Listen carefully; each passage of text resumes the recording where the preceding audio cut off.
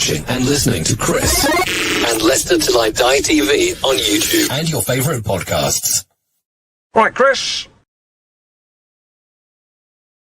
Second. 1, 2, 3, 4. There we go. I can count as well. Good evening, everybody. Welcome along. This is Leicester Till I Die. I am joined by 3 almost as handsome as me men, and we will be answering your questions on anything that is LCFC related. We've got Ant from Ant's Leicester Fan Channel. Good evening, Ant. How are you? Evening, mate. I'm all good. You? I'm very good. It's been a while, and I'm glad to see that you've brought some fans to the chat with some really sensible questions. I have to say, Kyle, I'm not putting that up, but the answer's tits. George from Sportstar, how you doing, sir? I'm all good, Chris. Hope you're doing all right yourself.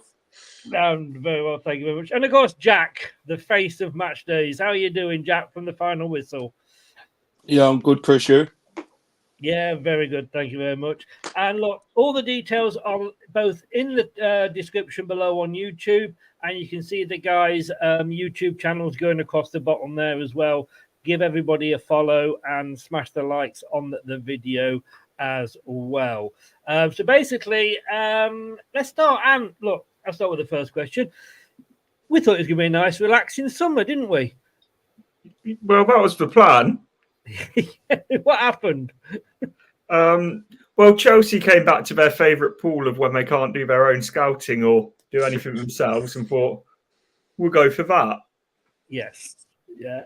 And Josh, I mean, I had Ankit on, a Chelsea fan, and then I went onto his channel. I mean, I did say it's like a Leicester B team, really, there, isn't it, at the moment? Yeah, I thought they would have learned by now after drink water, Chilwell and Fofana, but they go again. About 5th time lucky now? Obviously, Kante worked out, so yeah, it's one of them, isn't it? It is. And Jack, I mean, I think I put them off him. I don't think they were impressed with the style of play that Enzo is going to bring to them.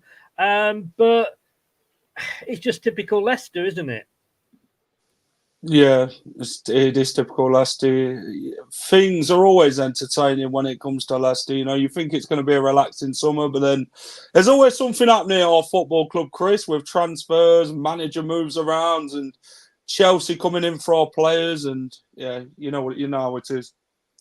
I was speaking to Rob Tanner the other night, and he was on holiday when all this broke. And when he came back and he was at the club, he went, "Why does something always happen when I go on my holiday?" And the guy at Leicester said, "It's because things are always happening at Leicester." That's the truth. Look, and I'll go around in the same order that I've just done. Am I the only one that is sat here thinking, I'm not giving a shit if he goes or not? I'm not actually sorry to see him go. Is it just me? I wanted to keep him. I'm not going to lie. I liked what he did last year, and the team he'd built, I would have liked to have seen in the Premier League. But as soon as his head was turned, that's when I was like, go then, because we tried to throw silly money at Brendan Rodgers to keep him when his head was turned, and that was the start of the end. So in terms of that sense, no, I'm not sad to see him go, but I would have ideally liked him in charge this year. I mean, Josh, don't get me wrong. If he had stayed, I would have been happy. But, this is a guy that should have won the league in March. It was 17 points clear. We only just scraped through by 1 point. Is it really that great a loss? Would he have kept us up? It's tough to say, but I think for the whole process last season, seeing how we progressed, I think it is a big shame for it to end so quickly. And yeah, it would have been interesting in the Premier League. I think we had like a very open defence. So there's a lot of questions around the squad, but I think in terms of how well Leicester did last season, yes, we had bumps in the road, but that's going to happen in any season. So I think it's a big shame, and also you have to reassess and go again, and it puts us on the back foot immediately. Jack, I mean, are you sorry, or you wish he'd stayed? Or I mean, if we'd stayed and we'd given Vestergaard an extension to his contract, we'd have been losing 8-9-0 every week, wouldn't we? Well, the Premier League's a more one where it's an upgrade in it from the Championship. It's a more difficult league, Championship's a league where they could have 2 or 3 chances and then they score. The Premier League, they've got far more better strikers now, haven't they? I mean, would I've liked to keep him for another season? Of course, you know, after what he did last season when he did come in with getting the relationship back between the fans and the players and everything like that, and to win the championship. But yeah, his head turned, like Ant said, and like you say, we've got to move on and find the right man now to replace him, which is going to be a key factor of how we go about our season now in the Premier League. I'm sure somebody will come in and ask the question who later on. I mean, as I look at it, why? Well, somebody's just asked. Let me just find the question. Callum here saying, "Evening out. Any news on when they are going to announce Enzo Maresca as Chelsea manager?" I'm hearing it's tomorrow now. It's all going to be announced and done tomorrow, and at least it's going to get out the way pretty quickly at the start of the season. Yeah, this would be a nightmare if it was 2 weeks before the start of the season. But saying tomorrow, it feels like I've been hearing tomorrow for about the last week. It's like tomorrow never comes, is my feeling for this. But it's strange though, because it's been reported that it's been a done deal since Wednesday. So I'm not quite sure what the delay and hold up is. But regardless, even if it's not been announced yet, if it's all done behind the scenes, the club will be in the process of finding the next manager. Josh, I mean, I'd heard, well, I hadn't heard, to be honest, but a couple of people on one of the shows the other day saying that there might be a few little bumps in the road, and it's not as clear cut as it possibly was. I think Maresca's done. I think the only thing holding up is probably the backroom staff going over, because obviously everyone's going over. I think there's about eight or so. So that's probably the only thing with compensation. But yeah, it's definitely done. I just hope Leicester have actually started to look to find a new manager and get a good candidate list, because yeah, it's happened now, but we can't afford to lose another 2 weeks on this. We need to get someone in as quick as possible, really. Jack, we've got the Euros starting next Friday, the same day that the transfer window opens. And we'll probably know, well, I don't know how soon we'll know our fate. We'll come on to that later. But,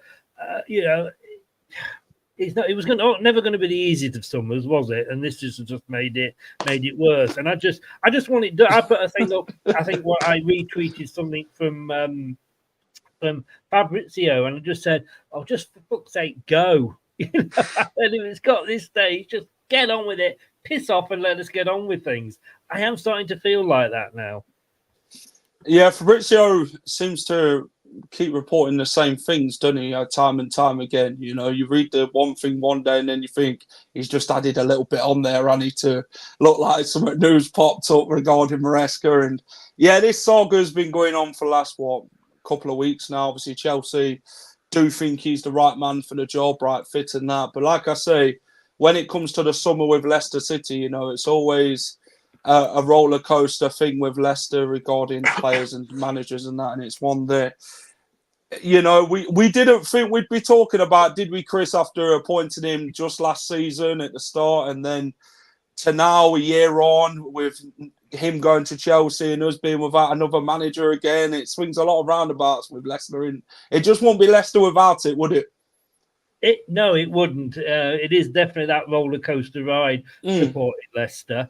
I mean, and in fairness to the guy, when these clubs come knocking, it's like Potter. He had to go to Chelsea then, because had he stayed at Brighton, then they'd fallen away. They might not go back and ask him again. Look how many teams were allegedly, and I say allegedly, after Brendan when he was doing well for us. Suddenly they all disappeared after we sacked him. So these managers have got to go, haven't they? They have, and ultimately, like, Enzo Maresca's not a Leicester fan, and for him, it's a career and it's a job. Anyone who's working a regular job, and you'll be lying if you say no. Tell me this: would you go and do the same job for a bigger company with bigger opportunities and triple your wages? Yeah, you would. It's frustrating for us because we've got the emotional attachment to Leicester, and it's sort of like a huge part of our lives. For him, it's his job. Exactly. And Josh, you look at us then, if you like. I mean, I always, that famous picture where there's a bird on the top rung and he's shitting on the 2 underneath him, or shitting on the 4 underneath him, or shitting on the 8 underneath them. If we're going to go after some of these managers that we've been linked with, and we'll say we'll come on to those later, that are sort of in the lower divisions, we're just doing to them really what Chelsea are doing to us. Yeah, exactly. It's just how it works, really. And yeah, I don't blame Enzo one bit, but it's one of them things, really. Obviously, we'll talk about it later, but it just comes down to the fact, if Leicester try and get some more experience, or try and find another Enzo again from a more unknown manager from a different league. But yeah, it's one of them. Just like Ant said, you can't blame the guy. It's disappointing for us. He's came in, he's done so well in that first season. You would want him to, progress a bit more and try it with Leicester in the Premier League. But exactly that. The Chelsea have come calling. You can't really say no to that. And he's got a 5-year contract. He'll probably get sacked and get a massive payout. So I don't really blame him. You can't blame him at all. I mean, I watched a thing, Jack, with a podcast with it was Sam Allardyce's podcast, but Nigel was on it, Nigel Pearson, and he was asked about why did he go to Watford, when they know what sort of club they are, and he didn't say it in this, but in so many words, it was a case of, well, I knew if they sacked me, I'd still get me money. Yeah, football's a business now, and you know what I mean. You always look for the best jobs in football, and if Chelsea's paying you triple your wages, and like Ant said, if a bigger company comes in for you, you're not really going to turn it down, are you? Like I say, he's not a Leicester fan, is he? He's just a man who goes about his job like everybody else. Every manager moves around, every player. Every coaching staff and this, that and the other. And that's the way football works now, isn't it? We've got a love for Leicester. We don't want to see anybody leave our football club, but I'm afraid it just happens, doesn't it, Chris? It's just them feelings that you get when these sort of players do leave, or, it's one of them. I must admit, I mean, despite what I said earlier, and I obviously play devil's advocate, but I would have liked to have seen, I think his style of play was probably more suited to the Premier League if he could have got obviously the right players in. And Michael Shaw says here, 15 points deduction, surely not. It does seem a bit weird. There's a lot of things coming out, and there's a thing on Leicestershire Live which you either believe or you don't. The guy there saying that it's going to be the biggest points deduction ever. 15 points is a bit bloody stupid when you only get 10 for going out of business. It does. I feel like they're going to throw the book at us, but also what I've noticed a lot with these articles is two things. That the headlines often say 15 points, record-breaking points deduction. Then you read the article and it may be the biggest points deduction. It could be. And the one that said 15 points goes, the points deduction could be anything from 4 to 15 points. So as someone in the media, they're always going to go with what's going to pick the headlines and what's going to get the clicks. So I'm not going to say it's not going to be 15 points, but at the same time, like we all know how the media works by now. Like the most outrageous sort of eye-catching stories are what they're going to go with.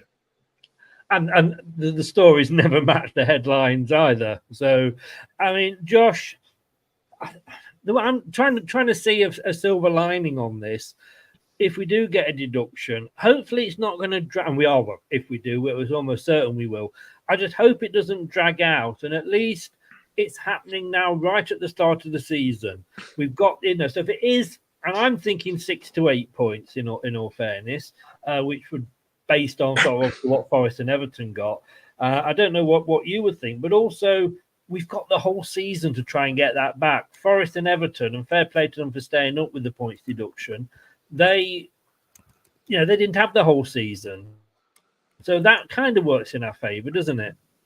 Yeah, definitely. I think, if you're 17th place and you get hit with a 6-point deduction in February or something like that, it's going to destroy you. But yeah, I think obviously it's not ideal at all. But I think from a mental side of it, everything's kind of against Leicester, so it could give the players that extra little bit to obviously stay up and then go and obviously get them points back from the Premier League. So Yeah, I think it could definitely push us on a bit more. The fans could obviously get behind the team a bit more. You know, we've seen towards the end of the season when everyone's, you know, in one, it does make a difference. So, yeah, it could help us like that. But yeah, for me, I think just like you said, about 6 to 8 points. Obviously, it's very unknown.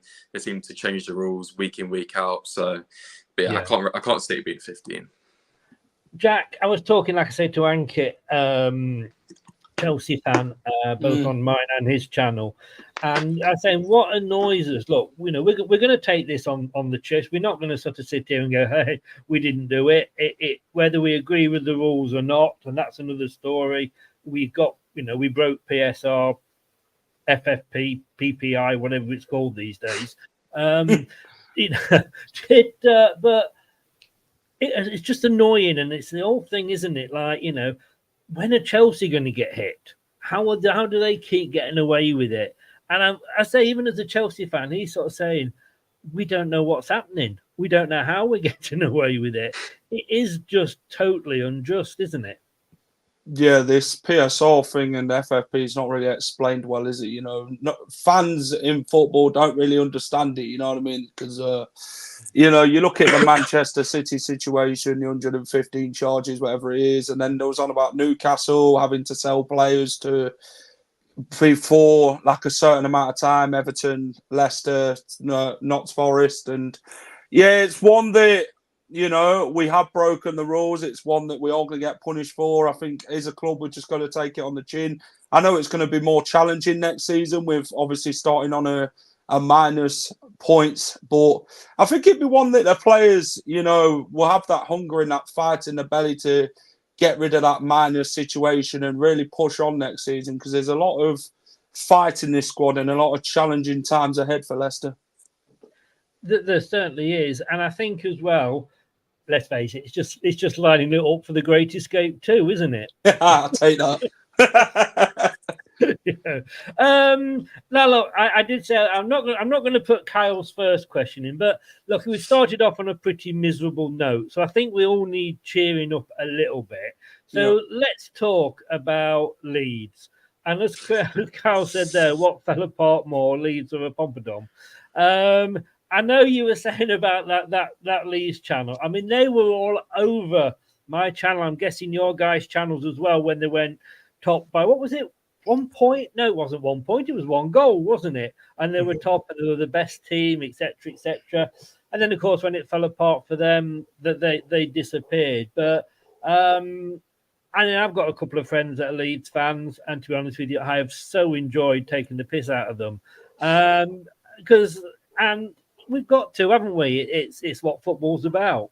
That's it. If you're gonna give it, you've got to be able to take it. So it's one of those, and it's like I have Carl on one of my shows on my channel.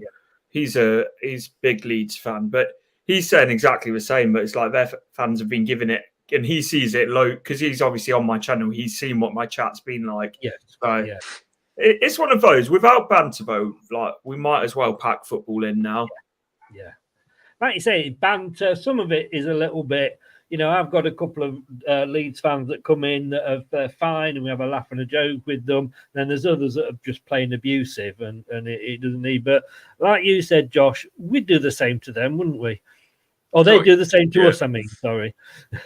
Oh yeah, we'll have to see if that would happen. But no, it's got to happen. And you know, I was there in that away end at Ellen Road, and it was horrible. So to be able to turn it around and to have our moment, it's very nice. Yeah, just like I said, you know, if Leeds went up and we didn't, they would have been non-stop at it once again. You saw them on that game in February, so you can't blame them. And you know that, and the video which has been posted, someone spent a whole on a Sunday. They spent 9 minutes putting together a compilation. So. But that's entertainment for Leeds fans, isn't it? For, you know, from Yorkshire, that's like going out to them on a night out. I mean, Jack, we were all Southampton fans, weren't we?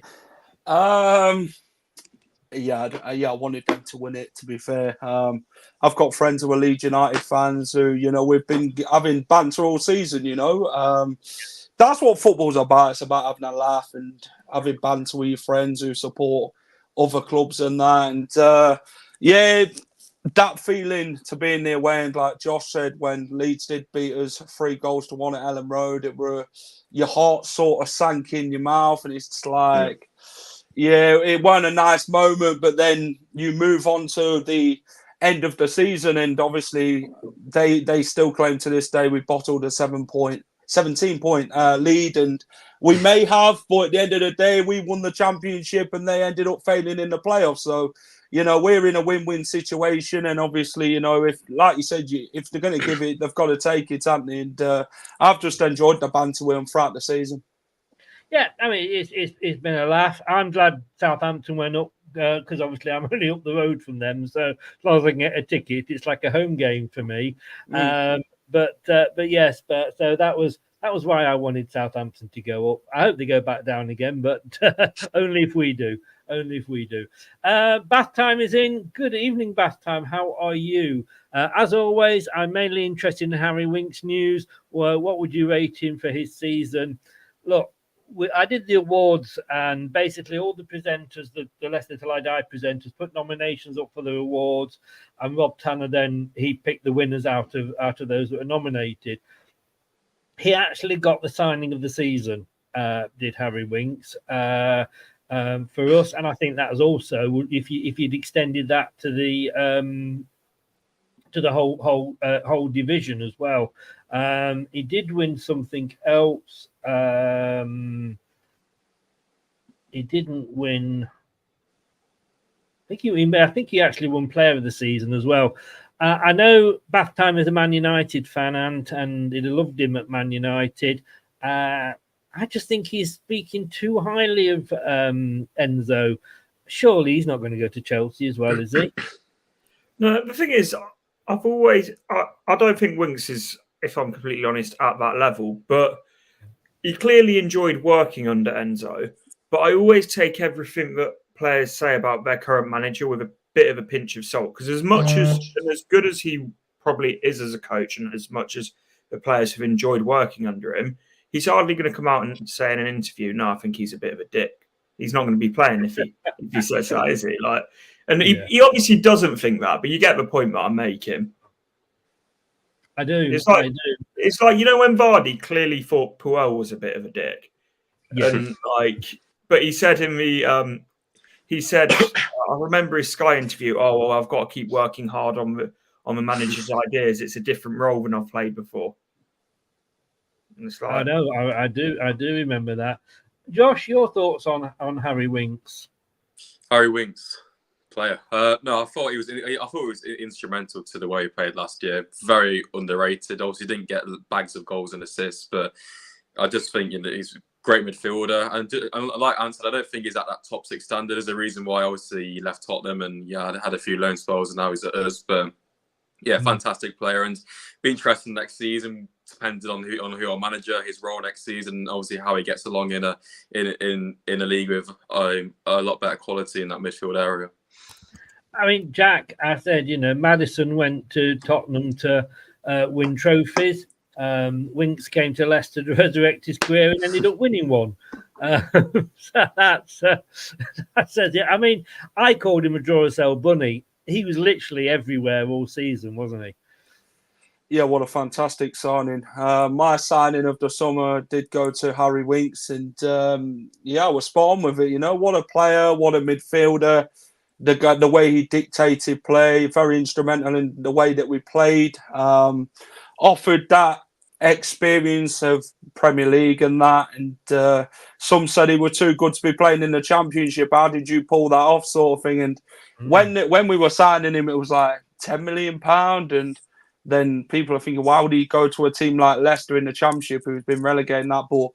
Enzo brought him in, and Enzo was very influential with Harry Winks. Harry Winks speaks quite highly of Enzo. He's one of the best coaches he's worked under in football. And yeah, Harry Winks was a fantastic player. You can't really knock him. And I'd give him quite a high praise, Harry Winks, for last season. He actually was nominated for 2 goals of the season as well. And both the QPR one was phenomenal. I was there. It was, but that wasn't one of them, actually. It was the 2 West Bromwich Albion ones. Oh, yeah, that one as well. Yeah. and he still didn't win it. But anyway, Oh, but shame. no, I mean Harry Winks. What? Yeah, hopefully he stays because I think he is. I like you said, I don't think he's quite at, as you said, Ant, at that level yet. But certainly, as I say, at our level. Scott is asking, and I don't know this, when will our retention squad be released? I don't know any exact date. Does anybody know that at all? It can be when the club wants to officially put it out because some clubs have already done it. So I don't actually think there's a deadline on it. But no, I haven't heard about ours. Talking about the retention lists, though, obviously with Enzo going, Ant, suddenly players that we were looking to maybe re-sign, we're probably not going to.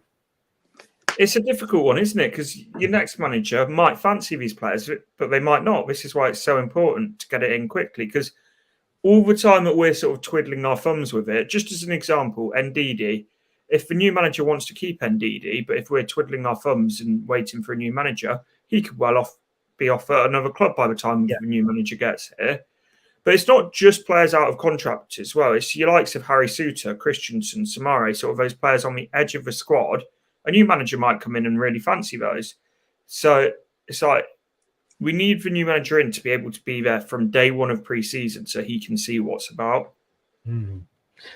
Josh, I've got to ask you, Vestergaard, and from absolutely, well, he just didn't fit into. I don't know why Brendan bought him because he wasn't into his formation at all. But suddenly he's come good. That's going to be an interesting one. He's away with Denmark, I presume, for the Euro. So it's going to make signing him up a lot more difficult, isn't it? Yeah, definitely. I think for Yannick himself, he's had this season, and personally, I think he may want to move on because look, he played well this season with Enzo in charge, but just like I was saying, a new manager comes in, anyone can play. As Ant said, Suter could well be coming back in, similar kind of play with his stature and whatnot. But yeah, I'd like to keep Vestergaard on for another year or so, but I wouldn't really want to give him a massive 5-year contract or anything long term like that. So yeah, it's a tough one. Obviously, he's got Premier League experience, but yeah, we've seen from his time under Rodgers that when he did play, he wasn't great either. So it's a tough one with him. Jack, go on. I'm going to ask you this direct: keep him or let him go? Do you know what? Right, I thought he was great last season. I thought he tried his best. The guy might not offer pace, and that's his downfall. And I think last season he could have had about 6 goals from corners, to be fair, set pieces, if he took them. But I think Enzo was instrumental in the way Vestergaard was last season. He settled well in the formation and that Enzo played. And I think he really enjoyed his football, Vestergaard. And that's probably the first time he really has enjoyed his football at Leicester, where he's felt confident and really felt loved and that and appreciated. Yeah. Under a new manager, they might not fancy him. It depends, but yeah, I think to be fair, we could do with giving him another year and see what happens. So, yes, yeah. Next one here. Again, Scott is asking, can we get a manager in before the Euros start? It's not saying necessarily for the Euros, but it's also for the transfer window as well. Yeah. The Euros is in 2 weeks, isn't it? So it's the 14th Euros, and it's the 14th when the transfer window opens, and I think it's the 6th of June when we officially become a Premier League club. It has to be done. It has to be done by then, surely. I know because obviously it's been a week now since. Well, obviously it's still not official, but it's been a week since Enzo Maresca became Chelsea manager. Or sort of had probably finished at Leicester. That means by the time the Euro starts, it would have been 3 weeks. Yes. That there should be no excuse for not having a manager in by then. It's like we should have a contingency plan. We should have had names on a list ready to go in case Enzo went. It's like even though it's unexpected, you've what was it Rob Tanner said? I think it was to either you or Neil, but in football, you've always got to expect the unexpected. Yeah. Josh, I think we have to get somebody in within those 2 weeks. And if we're talking about, and everybody says these days, football is a business. Well, if football is a business, if a business and somebody hands the notice in, I know it's slightly different because they've got to normally give notice. But once that comes in, you start thinking, is there anybody we can promote from within? Or do we have to go and advertise out? You would hope that, as Anne said, that the board have been doing that. Hopefully, yeah. And talking of them, of the contingency plans, obviously we didn't seem to have one when we got relegated. So hopefully the board have learned a lesson. But yeah, obviously it's unexpected. You would have had names. Obviously we had to, even when we did appoint Enzo, there would have been candidates then. And then if them candidates are still available, they'll probably be within our interest as well. So yeah, it's critical to get someone in because just like last season, we got Enzo in quite early. He got his plans across and we started the season, I think, with 4 wins out of the first 4 or something like that. So yeah, it's pivotal to get someone in quick. I mean, that's a good point there, Jack. Last season we went down 6 days after lifting the Champions League trophy. He was confirmed as the Leicester City manager, Enzo. So you're not telling me that all happened within those 6 weeks? 6 days. Then we must have been talking to him for quite a while. Yeah, Leicester have got to be sort of hot on the heels with this one, aren't they? Bringing a new manager in. I do feel that Top and the board have actually gone and looked at a manager. I know we don't really find out what goes on behind the scenes regarding, but Top would know probably last week and that Enzo was actually going to Chelsea, and he probably had spoke to Enzo, and it's kind of the fact that Top's probably thought, now we can go with plan B now, innit, and look at other managers who we've admired and looked at. And obviously the Sarri one was one that the approach got made that's obviously got knocked back and that. So it's good to see that they're actually going out there and looking for a manager. They're not actually standing still. They're actually not stood flat-footed. They're actually going and actually doing something. And I think we've just got to find the right man, Chris. It's going to take time, but I think we might have someone in before the Euros. I think that's probably the main aspect of it. And I've got to say, I mean, a 5-year contract with a year's extension. When was the last time a Chelsea manager stayed that long? Never. Let's be honest with you. Certainly not that I can remember. But I suppose the thing is, as I said to the Chelsea fan, Anki, I said, come January, let's say you're not in the, whatever it's called these days, Carabao Cup anymore. Let's say you met Man City and they knocked you out. You're knocked out somehow in the first round of the FA Cup because changes are being made, and you're only mid-table. Is he gone? And the guy said, yes, he will be. The thing is that, and I was talking to Lewis, Carefree Lewis, who's a Chelsea fan, and he was saying that it's exactly the same thing that they're saying when they're appointing Potter. Needs time, needs patience, and all of this. Chelsea don't do time and patience. They don't take the rough with the smooth. Because of how much success they had under Roman Abramovich of hire, sack. Hire, sack. Yeah. You knew what I meant. I know what you meant. I knew it. I was nodding there just because I know what he means. Yeah. But if they want Enzo Maresca to work, that's not how it's. Then they need to give him time, but they're not that club. They're not, and that's why I was surprised. That they've gone for a manager who, when he came to Leicester, said, "I want a project." He ain't going to get the project, but at least, come on, if that happens, at least he'll be sacked in time for the pantomime season, so he can get another job quite easily. But seeing as we're talking managers, let's go. Nobody's asked it yet, so I'm going to ask it. Who are we getting in, Ant, in your opinion? Who do you want in? And we'll pass over Sam Allardyce because we know as much as we want him, he isn't going to come. No matter. I'm sure we had this conversation about Sean Dyche about this time a couple of years ago. Oh no, not Sean Dyche. Sean Dyche plays rubbish football. Oh, Sean Dyche won't do anything for us. I backed you up in your chat the other day over Sam Allardyce, but no. Joking aside. My ideal pick would be Carlos Corberán, the West Brom manager. I don't know how realistic that is in terms of paying him out of his contract, which is what we'd have to do.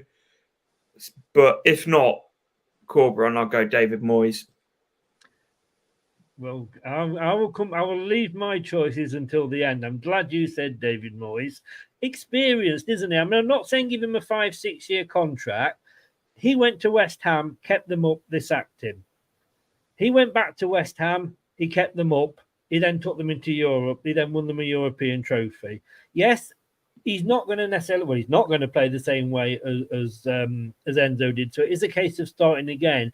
But if he's got a 2-year contract, he might just give us that stability that we need, Ant.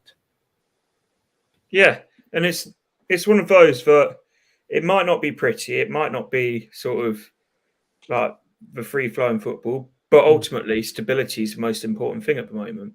Yeah. Josh? I think I was talking to my chat about it. I think it comes down to 2 factors. It's either how close you want to match the play style of Enzo, or just like we mentioned, the stability and being defensively solid and just trying to grind out results. Yeah. Like Ant said, I'm a big fan of Corberán. I think, it's similar style. He's done well at West Brom. He did well at Huddersfield with pretty poor squads as well. Obviously, he didn't do well in the playoffs, but Southampton are a very good team. But yeah, Graham Potter's been mentioned. I wouldn't be against him. Obviously, Leicester were interested in the past. He obviously did reject us, but that was, he had 2 jobs in one season, got sacked by Chelsea, so I don't really blame him for that. I think David Moyes, I think it would split the fan base quite a lot. Personally, I wouldn't be against it because, he's proven in the Premier League he can keep teams up. And I think for Leicester, the main thing is just to be solid, just be solid defensively because, I think under Enzo and the defence we've got is still quite shaky. And in the Premier League, teams will just take the chances. Yeah. Jack? Ant asked me this question the other day. I tell you what, you give the same answer. It doesn't matter. I tell you what, I'm a big fan of Corberán. I think he's a very good manager. I think with the limited money that he's had at West Brom and that, and like Josh said, he's had some poor squads at Huddersfield and that, but he's done wonders with them, hasn't he? And he'd be my admired choice. I mean, I wouldn't say no to Graham Potter. I mean, then you look at David Moyes, brings stability, Premier League experience, and it's a different style of football than what the players would be hoping for in maybe bringing another sort of manager in who would play like Enzo Maresca. Like, because Corberán plays that way, doesn't he? Yeah.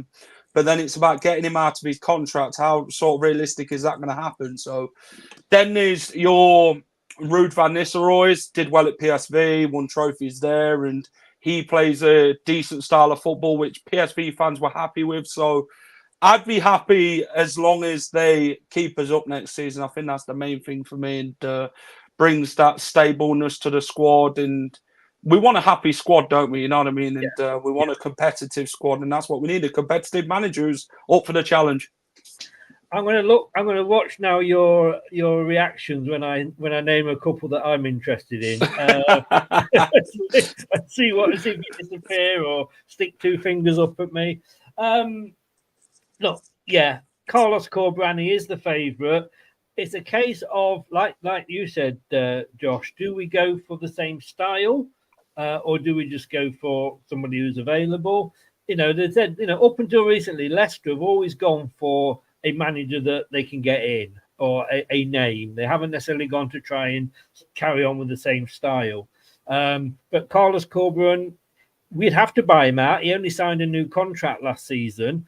But, a lot of people are saying, well, look, we're going to be docked 15 points, possibly, go for it, because, that 10 million we're going to get for Enzo will obviously help us with the PSR. But hopefully, I don't think it would cost us 10 million to get Carlos Corberán out of his contract. So, yeah, I'd be very happy. Moyes, like I say, I don't think there'd be a lot of groundswell support for him, but I wouldn't be particularly upset. Potter, the rumours are that he's sort of waiting in the wings for the England job because if Southgate doesn't sign, he said he was going to leave, didn't he, after the Euro 24s? So the England job would be available. Would Potter get it? I'd love him not to if he is waiting for it, just for the crack. Sorry, apparently has turned us down. You say got Moyes. So yeah, my three. Although I'd be quite more than happy with Carlos Corberán. Here we go. Then let's look at your faces for this. Steve Cooper. I said you could do a lot worse than Steve Cooper the other day. Yeah. I hate this, Chris. I've agreed with you far too much tonight. You have. Do you not remember? You don't remember not supposed to agree with me when you come on. But he is.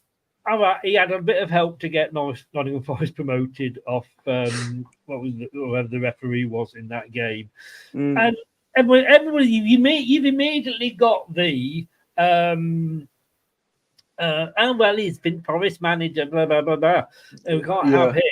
If he comes and keeps us up, who gives a shit where it's come from? And let's look at Wes Morgan. What was that song? Wes Morgan is the blue. He hates Nottingham Forest. We've accepted Wes Morgan, Josh. Couldn't we accept Steve Cooper? Yeah, we could. You're not liking this idea, Josh, are you? I'm not keen. He's not a bad manager, is he? But I just think it's quite uninspiring. Like, if you're going to take someone who's, I wouldn't even call him Premier League experience. So I just think there's better options. And he did well at Forest to keep him up and whatnot. But started this season off pretty poorly. I just think that's the thing, isn't it? I'm not saying that he should be our manager for the next 15 years, but. No. He's got that experience of getting teams promoted. He's got that experience of keeping a team in the division. And yes, they sacked him this season, but they still managed to stay up. And it was virtually his team anyway. Your thoughts on that one, Jack? See, I listened to Jeff Peters today on Talk Sport about Steve Cooper, and he was on about it. He said, "What the problem is with Steve Cooper is the Leicester and Forest situation, the rivalry. Now that's what it is." He said it's not a bad situation, this Steve Cooper appointment. He said he'd take him, but Steve Cooper, if he kept us up and that, we'd be quite happy. Do you know what I mean?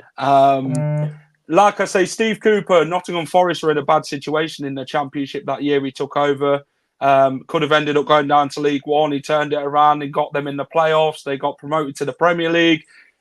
They then brought in, you'd say, 30-odd players because of the loans and that, and then he had to sort that squad out. He ended up keeping them in the Premier League the following season, and then obviously this season he got the sack. But like I say, with Steve Cooper, he's proven that he can keep a team up. Maybe that's something the owners will take into consideration as well when Top obviously goes and then speaks to these sort of managers and that who obviously want to have a fair crack at Leicester this season. So Steve Cooper, like Jeff Peters said, you just can't kind of like put the rivalry. So I don't know whether I dare mention this next one then after that. Go on. Let me just hide under the desk while I say it. Mark Robbins, and Mark. I mean, look what he's done at Coventry. He's been there. Was it 8 seasons, 9 seasons, something like that? He has been through hell and back with Southampton. Not having a club, nearly going out of business. Not having a ground, playing at a different thing. It's almost like he's sort of made for Leicester, isn't it? And he's turned things around. He's not let any of that. And you remember, some of our managers in the past, they had to put up with what was going off in, pre-seasons at La Manga and places like that. He's only 16-1. I'd have a pound on him. I would again quite happy to. He deserves a shot at a Premier League club. And again, I don't think that Coventry link, thing is quite as bad as the Forest one. I wouldn't mind seeing him. I wouldn't want him, not because of the Covlings. You can put those to the side because obviously he used to play for us. I just genuinely don't think he's a Premier League level manager. I think he's one of those that's a brilliant EFL manager who can make a team really competitive in the EFL. But I've seen nothing that sort of suggests that he can do anything in the Premier League. Would you have said that about Martin O'Neill before we signed him? Potentially, but with Mark Robbins, you look at he's not as if he hasn't had money and resources this year. And I know they like to cry about how much we spent. Keep crying, but let's call a spade a spade. They sold 2 players, Gyökeres and Hamer, and they reinvested the same like we did. So they've cried about money this year that we've spent for selling players. They've done exactly the same and finished further off and further down the table than they did last year. I think that you secretly want Mark Robins, but you just couldn't bear to agree with me again. Oh.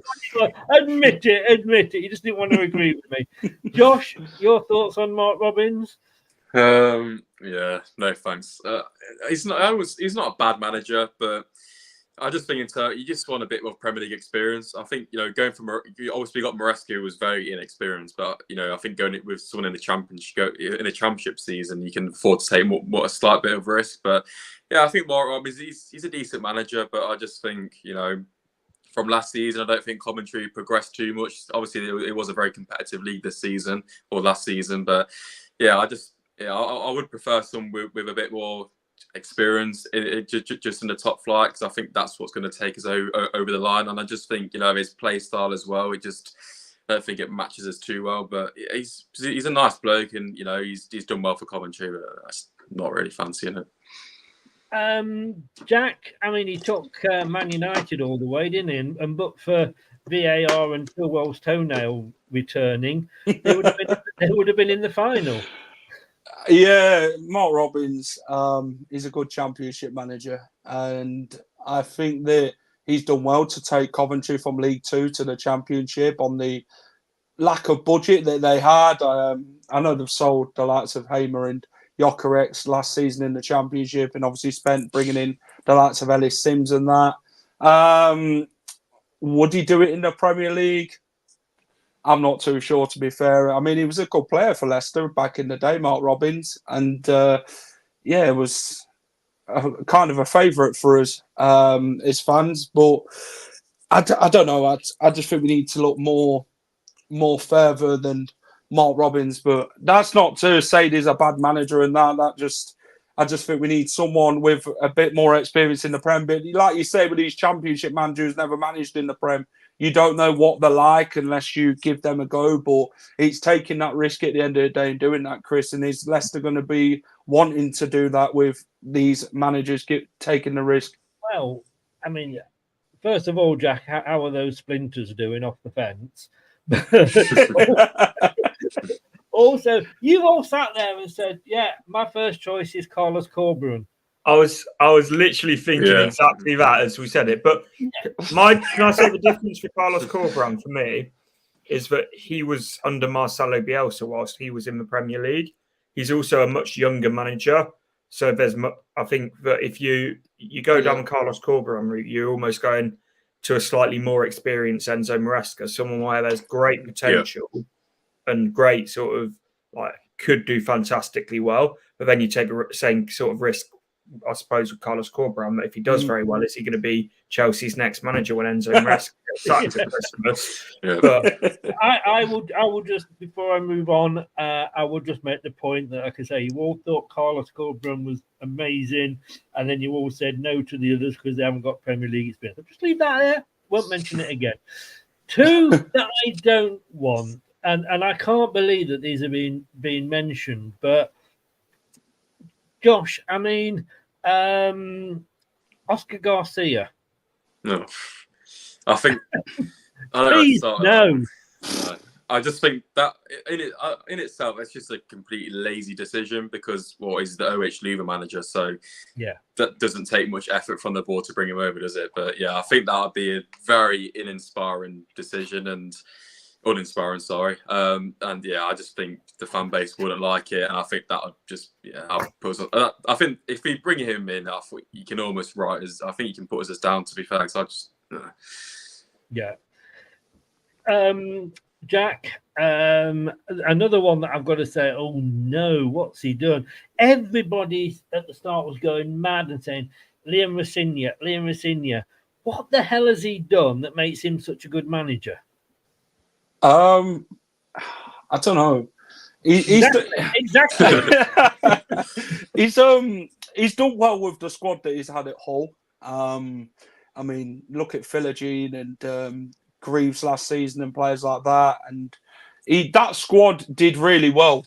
But with Liam Rosenior, when I spoke to a Hull City fan who I'm quite close with as a friend, and I said, "What's Liam Rosenior like as a manager?" He said he ain't got a plan B. He said the reason he got sacked was because in January the owner said to him, "Well, we're going to have to buy players at the football club in January." And he said, "Yeah, back me then, and I'll change my style of football and bring in a plan B and become more attacking." And as the season went on in the second half of the season, Liam Rosenior never changed a thing. He said he were playing the same ways. He didn't lack of substitutions, and yeah, he didn't really do what the owner wanted of him, of playing an attacking style of football. And obviously, I think Liam Rosenior, he did okay at Derby with Wayne Rooney as his assistant, and he's done all right at Hull, but I don't think he's one that we really could be looking at in the Premier League. And finally, and two people here that, well, you know, if you've got an odd pound or two free, you might want to put a bet on. They're both at 33-1. Frank Lampard and Scott Parker. Burnley can't be quick enough in appointing Frank Lampard as manager. I'm just grateful Rooney's been appointed by Plymouth. That was. Could you imagine Rooney managing Vardy? It would I wonder what would happen to that new contract there. Yes, exactly. But no, just seriously, last one, and Ruud van Nistelrooy. Again, he's very highly rated in Holland. I wouldn't be against it, but I just don't know enough about him and about his teams, to be honest. It's like, I know he won the Dutch equivalent of the FA Cup, and he did quite well there, but I just don't know enough about him, to be 100% honest.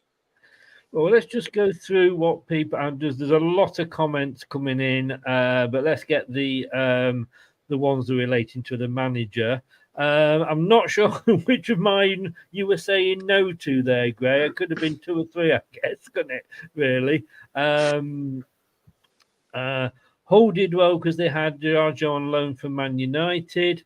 Don't say Bielsa for Man. I did not mention his name. David Moyes, I think he's saying there. Let's have a look. Callum is saying, I have no idea who this is. If any of you guys know the AC Milan manager, he won't come. That's ambitious, isn't it? Well, from Milan to Leicester is everything. I know we said, like, let's not worry too much about the money. We're going to get points deduction anyway. Let's not be silly. Stefano Pioli. Yeah, that's it. Dean Smith, anybody? No. Could do a lot worse. Yeah. Great. Well, he's agreeing with you, Ant, about something. There we go. You see, look, Mr. Magoo. Mark Robbins, my choice, but then Mr. Magoo is famous for not being able to see very well, isn't he? So, I don't know. Gray says, Chris, you need help. Yeah, that's true, actually. Luca, I think the answer to that one is yes. Forest manager, my dad would turn in his grave. Let's have a look. Dean Smith. Yeah, Dean Smith is at Charlotte, isn't he, with Christian Fuchs? Yeah. On that. Just have a look what other people are saying. So actually, there's a lot. Well, it's the same guy, but the Bournemouth fan here, Craig. Hi, Craig. How you doing? He'd go for Carlos, but I'll say it for you, Craig. Boom. Your friends on Facebook. That's why he likes him. And don't forget, guys, if you're doing anything on Tuesday night at 7:00, check us out. 2 fans down the pub is back. Basically, you see me and Craig slowly getting pissed. And we start off talking reasonably sense, and by the end of it, we're talking complete and utter shit.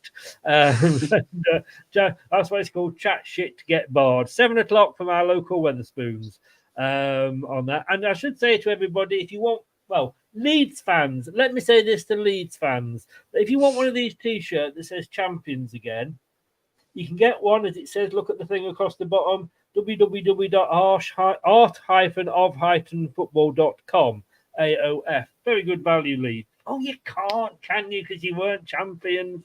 No, you only topped for a couple of weeks. That was only because of the international break. Right, shall we move on to some other questions here? I've got to try and find them now. Steve Cooper apparently is current favourite on Oz. And then the thing is, I think whichever site you go on is going to have a different favourite. I mean, I'm on Sky Bet, and they've got Carlos Corban. They've actually got Esteban Cambiasso at 20-1. I hadn't noticed that. Anybody fancy that? Has he got any coaching experience? Yeah, Sorry, carry on. No, I don't know. Sorry. They wanted him as an assistant, didn't they, to Enzo at one point? I don't know. Yeah, he ain't got any experience, but the name would be nice, wouldn't it? Again, Cambiasso at Leicester. But again, you don't. I always wonder about people coming back and whether they would, how they would be. But I tell you what, just for a bit of fun, let's go for this question from Brad. He can't actually make it into the chat tonight, but he says, question for the panel: if you could bring one player from the past in their prime to this current Leicester squad, who would you pick and why? Now, Ant. Mm-hmm. All right. Adrian Silva. I have to say, it's not a very high bar, but then it doesn't really confuse, does it? Adrian Silva. No, I'm joking. I would go for. I was going to say Mahrez, but then we've already got two fantastic wingers. Yeah. So I will go with. I know we only had him for a season, but N'Golo Kante, because I feel like he would do absolute wonders in this team. Totally. And he's back in the French squad, I believe. Is he? Yeah. And they're not very happy, the Chelsea fans, at the fact that they sold him either. But there we go. So I'd have to probably agree, Kante. You imagine Kante and Winks together. I know. Josh? Yeah, I think we'd all take Kante, but I think Riyad as well, surely. Just to answer, I know we've got two fantastic wingers, but Mahrez is just that level above and could just win you a game like that. So, yeah, I'd say Riyad any day. You did put up with Riyad. You did tend to put up with, the number of times that he got things wrong for the one time he got things spot on, didn't you? Yeah. He got it. Jack? I tell you what, because you mentioned Riyad Mahrez and Kante, I'm going to throw one out there. Muzzy, is it? That's the point, yes. What Over a player. Kante, do you think? You what?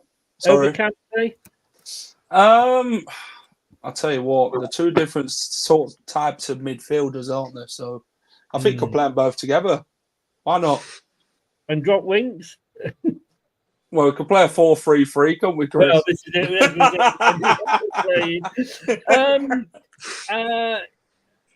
Well, the one that Brad went for is it would be Steve Walsh to strengthen the defence for the survival challenge. Yeah. That's a good shout. Isn't it? Yeah. But stick him up front. Well, he could do either, couldn't he? Unfortunately, the Vestergaard can't. Lord, does the panel think the club should go pragmatic with something like Moores and continue with their passing obsession? Yeah, do we, without naming names again, because we've just gone through all the names, but do we go, like I say, for a manager that's going to come in and carry on the same sort of style, or just a manager, the best manager that we think might be available? Because there might not be the one and the same person. I'll have one and the same styles of football. I don't know. I don't think it's a black and white answer. I think it's one that can be sort of grey and in the middle, where you can have someone that's sort of in between, because I don't think you necessarily have to be as extreme in terms of a possession we were last season without being a passing team. But at the same time, you could also have, I don't think just as an example, David Moyes, you don't have to go completely for David Moyes' route of being as defensively solid as you can, but then obviously completely losing the passing game. Josh? If we're saying them as two opposites as what having a passing style of being more solid, I would say be more solid. But like Ant said, I think you definitely got room to merge the two together. Without naming names, I think Corbrand would do that quite well for us. But yeah, I think starters, we have to make sure that we are more stable defensively and just be tough to beat. But yeah, I still think to have elements of that passing style is going to be important because, you know, in a few years, the whole league is going to be playing that same style. So it's important to have it. Jack, to end it off? I'd say in between. I'd say you can have a bit of both. You're back on that fence again, aren't you? Do you know what? Why can't you have a bit of both, innit? You know what I mean? Surely there's managers out there that That's can what you're do talking both, about, to be honest with you, mate. But no, remember, this is a football show. I think when you don't have the ball, you've got to be organised, haven't you? And I think from the defence to the strike, of course, and then it's about a manager who gets that team together to create enough chances and score goals. And I think that's going to be one that's going to be a challenge in the Premier League, where we've got to take enough chances in this league, to be honest. And Moyes is one of them, isn't he, Chris? He comes up again where he's not a manager who likes possession-based football. He gets confused by it. I spoke to a West Ham fan. He said the same. He likes to counter-attack, and he's not one of these sides who knows what to do when his team has possession. He's not that sort of manager. So maybe that's a different sort of conversation to have when it comes to David Moyes. Yeah. Arthur said here, Leicester City Premier League 7,000 to 1. I'm not sure where that's coming from. They're never going to do that again. We are just checking on odds checker here because that was the first one that came up. And Leicester at 2,000 to 1, Southampton at 2,000 to 1, Forest and Ipswich 1,500 to 1. We are favourites to get relegated. Will that happen, do you think? Ask me again in a couple of weeks when we know how many points behind we're starting. Yeah, no, that's a fair point. Yeah. That's a fair point. I guess Josh, you'd agree with that. Yeah, but we'll stay up. Got to back ourselves. It does. I mean, the thing that is interesting there is that Ipswich are favourites to stay up over us and Southampton. Jack. Yeah, it depends on how Ipswich do with the transfer window, and I think that's what's going to be key for Southampton as well, of how well they do in the transfer window and who they bring in and things like that. I think that's what takes into consideration. With Leicester, they're obviously going to be favourites for relegation, aren't they, with the old points deduction scenario and that. So, yeah. But like I say, Chris, we're a team who like to defy the odds. Is the Great Escape Part 2 on? It remains to be seen. If one team can do it, Leicester City can. Thing is, Ant, are we going to be the only team this season with the points deduction? I don't think we will be. I don't think so either. Everton are apparently rumoured to be getting another one, or at least talks of. It will come out at some point, but someone else has done something as well, won't it? So, yeah. The thing is, if they're clamping down on sort of like us, Forest, Everton, there'll be other teams that they're trying to clamp down on as well. Do you agree with that, Josh? Yeah, definitely. I think, Forest make their usual 20 signings again. I can't see them getting away with it. But I think there's a lot of teams. I've even heard that Villa, I don't think Villa are very close, but they've got some financial issues as well. So, yeah, it seems to be the case for every team. Obviously, you got the Man Cities and Chelseas, but they'll take a while to sort themselves out. But, yeah, I think there'll definitely be someone else in that mix. New manager, Ant. Players that we spoke about a couple earlier, but players that haven't sort of been around this season. So Luke Thomas, his contract's expiring. Christensen, we've still got. Sumare, Sutar. What do you think their future is? Is there any of those that you would want to particularly? I mean, some of them were still under contract, but some that you don't, because we're going to have maybe sell a few players.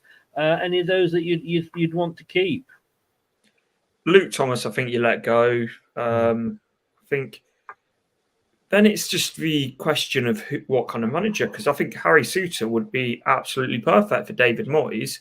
But then if we go for a manager that's going to play a similar style to Enzo Maresca, then you don't know. So I'm taking a page out of Jack's book here. I'm firmly sitting on the fence and say, but we're going to have to wait and see. We are, Josh, but I mean, Christensen, I mean, he didn't want to convert to this new role that Enzo wanted him to. And fair play to him. You know, it wasn't his normal position, and he wasn't bought to play that position. I think the counter side is you could say, well, paying your wages, you're playing goal if you want to. But I really rated him. Yeah, same. I think there's definitely a good player there, and he's shown he's gone to Bologna, and they've done fantastically well and got Champions League. But I think with Christensen, he's made it fairly obvious that he doesn't want to stay at Leicester, and obviously we have got that clause with Bologna. I think it's like 15 million euros or something like that. So it looks like they don't want to match it, but there's no point trying to scramble over a few mil. If Christensen don't want to be here, he wants to go to Bologna. Just get it done and get some funds, because obviously he's a good player, and he's shown it a few times at Leicester. But if you don't want to be here, there's no point having. Haven't Bologna got Champions League as well? Yeah. So even if a manager comes in that says, "Look, I see you in our plans," then he's going to say, "Well, yeah, but you're not got Champions League. You got relegation battle, mate." So that's the problem. And like you say, why mess about? Last season we could have probably got more for. Madison and Barnes, but we got them out quickly to get the money in to buy. Jack, goalkeepers. We've still got quite a few. Everson not signed by Stoke, come back. Looks like he's going to be third choice. Danny Ward. I mean, just. All right, whatever I've said about Danny Ward in the past, and I know he's Ant's favourite, but he's probably good. Well, if we can get him to go on, the problem is with these, of course, is we're paying them good wages. Yeah, wages is the sticky point, isn't it? When it comes to signing players from us, John Rudkin and Cohen went and gave them some big wages, and for an average goalkeeper, Danny Ward. Get rid of, to be honest. He's not going to play for Leicester again, is he? I don't think so. I think he'd be one that I'd get rid of. Daniel Iverson, I think a championship club would come in for him, to be honest. After Stoke didn't want him, did they? They ended up going for Victor Johansson, who was also at Leicester at one point. So I think them two will be gone in the summer, Iverson and Ward. I think Stolosic is a good keeper, what I've seen of him this season. I think he's impressed me quite a bit with the way he's gone about his stuff. And Hermanson, obviously, he'll be number one next season for sure. Well, he's been linked, Jack, with a move away to Chelsea. Yeah, quite a few players from Leicester are going to be linked to Chelsea, aren't they, because of Maresca? Yeah. But let's say he was to go, because obviously he was a Maresca signing, and he plays the way that, I mean, again, I think I scared the Chelsea fan when I said that how far upfield, man can go sometimes. I think Jakob would then be number one, and he's not let us down. He looks a good goalkeeper. Everson good enough to be our number two? I think Iverson was good when we had him when he replaced Danny Ward. I wish we'd replaced him with Danny Ward more sooner last season, to be honest, in the Premier League season. Yeah. I think the Scholl Schmeichel situation, Danny Ward should never have been number one from the start, in my opinion. I just don't think he's got the qualities, to be honest. You could see why Liverpool fifth choice or whatever it was, and they managed to still get £12 million for him. So I think, like I say, these links are going to come around, aren't they? I think Chelsea are going to be linked with bloody every Leicester player there. I mean, they've took Fofana in the past, Chilwell, Kante, Drinkwater, and now even Enzo. So, yeah, Chelsea like to shop at, not Harrods, they like to shop at Leicester and Brighton over Albion, don't they, Chris? He was saying that the Brighton fans are the happiest because they're going to be able to keep hold of the players now that they've done the sites to Leicester. Just go through some players that have been that were saying that who would you have back? Frank Worthington, that's a fair shout, to be honest with you. We'd all have him in his prime, wouldn't we? Muzzy, is it? A second vote for is it? Heskey, says Tom. Robert Huth. Well, we wouldn't have far to bring him back, would we? We'd just have to give him his boots and register him again. Keith Weller, my favourite of all times. You get no arguments with me on that one. Vardy from 9 years ago, Dorco. Matty Elliott, Gary Lineker. How about Jamie Vardy as a player manager, Ant? No, and I know I shot that down very quickly, and we love Vardy as a player. Yeah, and he's like Kyle knows. We love Vardy as a player and as a senior figure around the dressing room. But we've seen it time and time and time again. Just because you are a fantastic player does not mean you are a fantastic coach. Let him go elsewhere. Let him do his coaching qualifications. If he's then a qualified and good enough coach to come in, fantastic. But what we can't be doing is just giving jobs out because it's Jamie Vardy and he's a club legend. It's like on a smaller scale. It's what a lot of clubs have done with Gerrard, we've done with Lampard, in terms of they're fantastic. They're fantastic. Just a cold thing went down my back then. Yeah. Sorry, I said they're fantastic managers. They're absolutely not fantastic managers. They're fantastic players. Doesn't always equate to fantastic coaches and fantastic manager. He did call that meeting together though, didn't he? Which had a bit. That's right. Yeah, that's what I was saying. Brilliant senior sort of player to have around the club, and that's what we're going to need next year. Him being a leader and one of the senior players. Yeah. Josh, I'm going to throw this one at you because I'm a devil like that. But Scott is here. Would it be worth, and we know he's retired, and Scott knows he's retired, but would it be worth bringing back Ranieri to play backs to the wall, counter-attack football with the Italian passion in the dugout? I don't think. I think you leave Ranieri. You know, his legacy is ruined. I don't think you want to touch that. To be fair, I don't know if it would work to be at as good extent as it did. So yeah, for me, I'll just leave Ranieri and say, you know, he's done what he's done, and try not to touch that legacy he's got. Yeah. Dorco says on Twitter that Steve Cooper is being interviewed next week, so it must be true. We're going to be linked with everybody in the dog now. I'm just waiting for Alan Pardew's head to be raised above the you know. What do you think the asking price would be for Hermansen, Jack? It's got to be up there, a minimum of 60, hasn't it? Well, it is to Chelsea if they want to buy all players now. But no, we did buy him for, what was it, £5 million from Bromby, so it's going to be more than £5 million for sure. But I don't think I'd want to lose Mads Hermansen this summer, to be fair. I think he's got potential to be a very good goalkeeper. You know, he's like Denmark number 2, isn't he, in the national team? He'll be the one to replace Kasper Schmeichel when obviously Kasper retires there. So, yeah, hands off. Yeah, exactly. As Callum says there, a player, Ant, that we never thought about bringing back to help us out. But as Michael adds here, Akinbaye. I have nothing to say. You're too young. You're too young. I was all for the joking part, but that's just got serious. he was absolutely crap. We paid $5 million for him. Chris, if you remember that, was it the Liverpool game they missed all them chances? Or was it you got any game really, couldn't it? The only thing is when he did score and he took his top off, my God, he looked like Arnold Schwarzenegger. I thought, I'm not going to complain about it. You know, a good flex. Right, guys, I think we'll call it there. We've been over now. Thank you so very much for coming on. Just let me just slip this one in. Michael Beale, next manager. Yes. I think we're just getting silly now, aren't we? It's Michael Bowers, who's a Sunderland fan. Is it? Ah, well, say no more.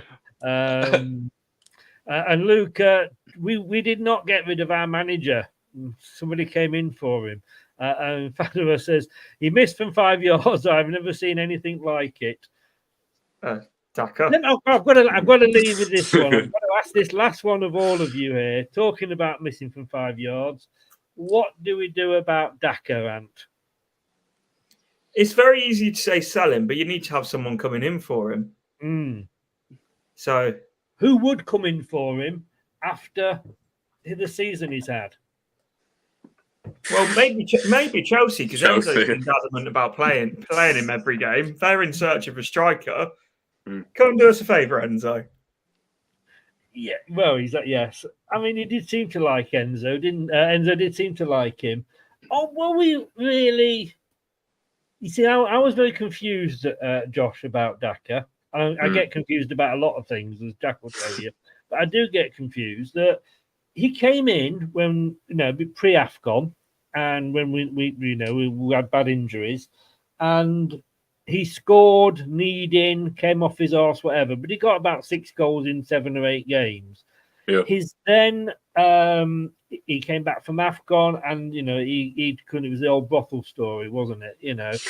And should he have been dropped and just given? I know Enzo's attitude was, when these players are like this, they need to get out there and do it again. But would it not have been better to put him into maybe the youngsters and let him score there and get his confidence back and keep him away from the first team?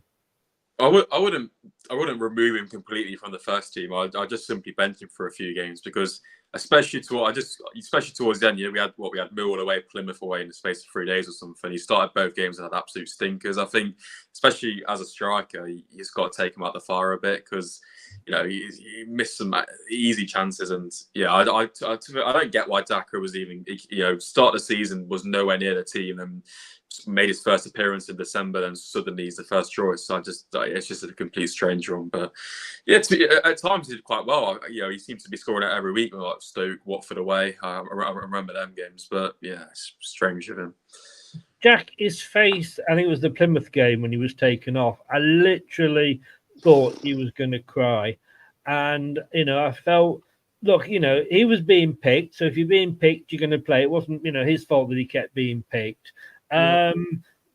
Could he still do a job for us?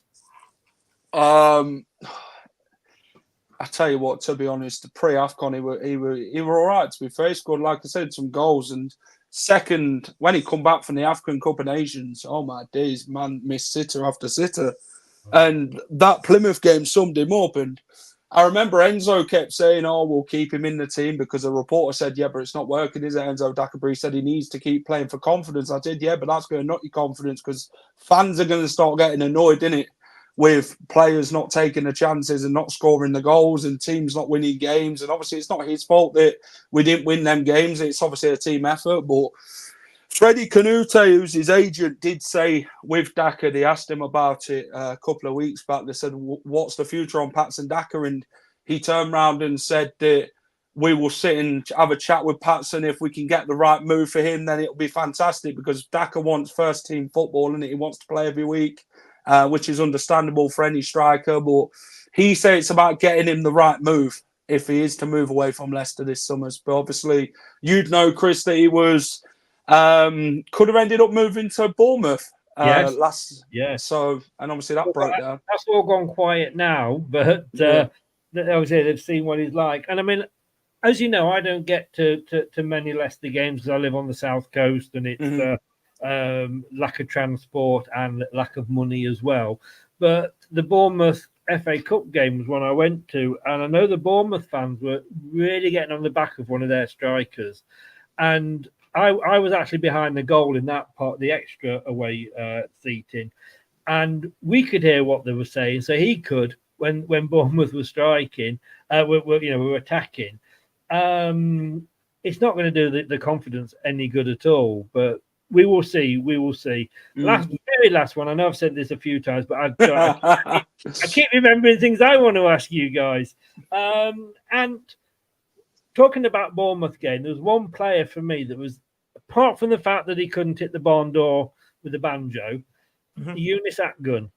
He was literally running at them and they daren't tackle him because they'd be giving away a penalty. Had he had his shooting boots on, he would have got 3 or 4 goals that night. But he say he couldn't get anywhere near the net. He's obviously gone back. Would you bring him back? No, I think he's a top-end Championship player. I'm not convinced he's a Premier League level player. I think he's got the potential to be, but it's a summer where I think we're going to have to be really ruthless with what we're doing because we don't have the biggest pot of money in the world. Yeah. Josh, do you agree? Yeah, I do. I don't think we can have passengers, really. I don't think he wasn't a passenger, but at times he's good. And that Bournemouth game he played like Bernardo Silva, but I just think he wasn't consistent enough. And in the Premier League, you've got to be. And there's a player there, but I don't think it's cut out for Leicester right now. Yeah, Jack, last one for you. Yes or no? No, not for me. I think I agree with Van. To be fair, he had that good game against Bournemouth. He scored that cracker against Birmingham City. And, there's a player in there, aren't they? But I just don't think it's for us, to be fair. And, Leicester are now not looking to bring him back and sort of deal out for him. I think Galatasaray, I don't think he's number one choice there either. So I think he may be on the move again this summer. Who knows? But then again, they did have... oh God, what was his name? The one bad Brazilian that we ended up with. Tete, where everyone brought Brazilian flags for. He was from Stoke. I'm not hearing he's Brazilian. I'm adamant he is from Stoke. He certainly, unlike most Brazilians, he couldn't do anything in a straight line, could he? His best ever Aston Villa away. Sold his dream. Yeah. Thank you so very much. We'll have to do this again. I've really enjoyed it. But let's give it a chance. Like I say, the description is going along the bottom. It's also in the description on YouTube as well. But let's go around and give you all a chance to say where you are from. Ant. Ant's Leicester fan channel. So I'm trying to do daily streams at the moment. Obviously, when the season starts again, we'll be doing match day vlogs as well. So make sure to come and check it out on YouTube. Brilliant. And Josh. Yeah, you can find me at Sportsra on YouTube. Load of Leicester content, just like Ant said. Matchday vlogs when the season is back. Hopefully, some transfer news as well to report on this season when that all gets kicked off. So lots to come over the summer. Brilliant. And finally, Mr. Jack. Go and check us out at the Final Whistle on YouTube. We study all the Leicester City ins and outgoings with the transfer window that's coming up. We'll do all Leicester City news. Matchday vlogs will be back for the Premier League season. And, of course, go check out all the other lads as well. And Josh, they're all great lads, and including Chris. So, go and subscribe to all their channels as well. Cheers. Can I just say, is that a Chelsea blue colour that you painted your wall there? That's been painted like that way before Chelsea come for Maresca. You're a secret Chelsea fan. I tried hiding it with a green screen, Chris. Sorry. All the best, guys. Thank you so very much. Thanks to everybody that's been in the chat. Really do appreciate it. Still got time to smash the likes if you haven't already. Subscribe to all the channels if you're a Leicester fan. And if you've been listening via your favourite podcast platform, thank you very much for doing that as well. I'm back tomorrow night with the normal Let's Talk Leicester with Kate and Dave. So God knows where that one's going to end up. We never know when we let Dave loose where it's going to end up. 7 o'clock tomorrow. See you for that. And Tuesday at 7, of course, 2 fans down the pub. Thanks very much, guys. Have a good rest of the weekend. Thanks for watching. These videos are tremendous. You better like them too, or I'll be back. This podcast is proud to be part of the TalkSport Fan Network. TalkSport. Powered by fans. That will conclude this evening's entertainment.